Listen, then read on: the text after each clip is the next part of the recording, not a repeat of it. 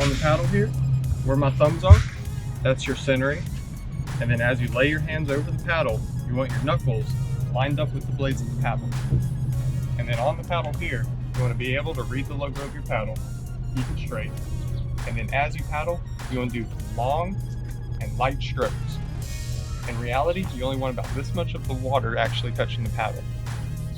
And then as you paddle, it's the same concept as your feet on a bicycle.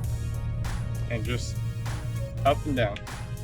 You can either pull, or if you start getting worn out, you can either pull with one hand and push with the other, just like that. And that's probably your easiest bet. And the key thing is, as you're paddling, you don't want to drop your shoulders. When you start dropping your shoulders, you start shifting your weight to either side of the boat, which makes you zigzag. And then all together, your kayak does this all the way there.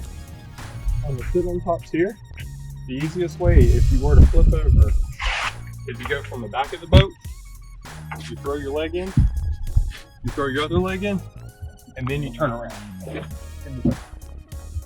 That's for the sit-on. It's based on stability. Key thing you want to do is just keep the boat straight as possible. And then same thing, throw one foot in, put the other one in, and sit down. All together, this kayak might weigh 50 pounds. You can even take one hand, pick it. With the canoes, you have one half of an oar. And then one person does one side while the person up front does the other side. Yeah. And with the kayaks where you have two handles and you stay consistent when paddling in tandem. Yeah.